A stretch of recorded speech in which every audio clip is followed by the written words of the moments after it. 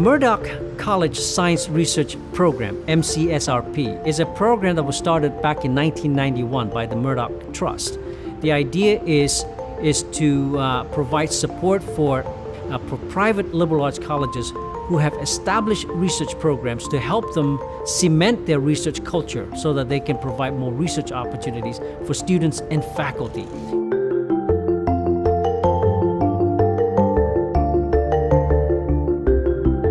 We really believe strongly that to teach science, you do science. It is better to teach someone the scientific process by walking them through that and have them do that and discover that, as opposed to reading it in a book or hearing it in a lecture. A number of students in my lab, this is to help them discover what they want to do. I think it's giving me good practice with different types of microscopy techniques that I want to do, and I think that understanding it as an undergraduate and getting the opportunity to do so is really helpful and beneficial if you want to continue that.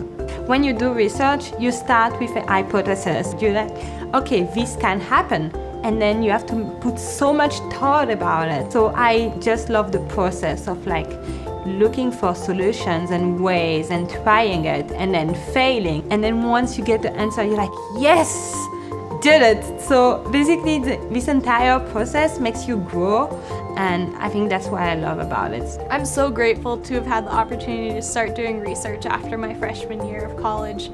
I don't think that's a very common thing at a lot of schools, or I'll say that to people and be like, wow, as a freshman?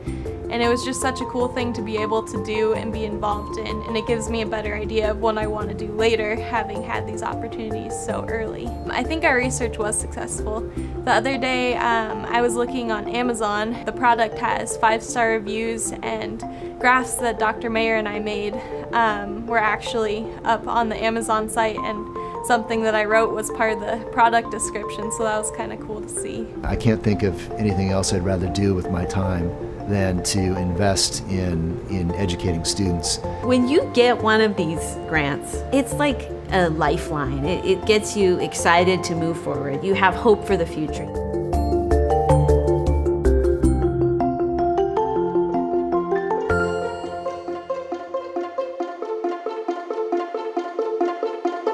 The first conference that was held back in the early 90s, there was probably about 40 or so attendees.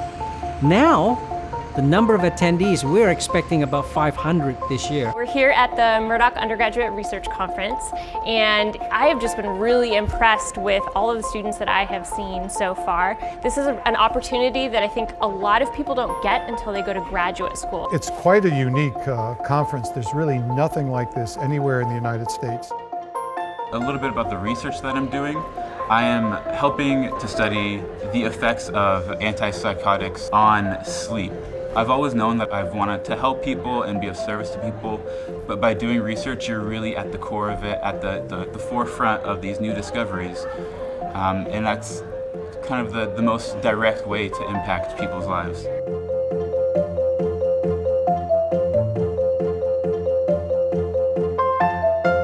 We are researching polygene chromosomes on Selenium arcticum. We are researching the early life history of Olympia oysters within Fidalgo Bay, Washington. We are researching peroxide content of secondary organic aerosols from biogenic sources. We're researching cellular assays and element analysis on iChip platforms. We're researching iodine in multi-phase systems.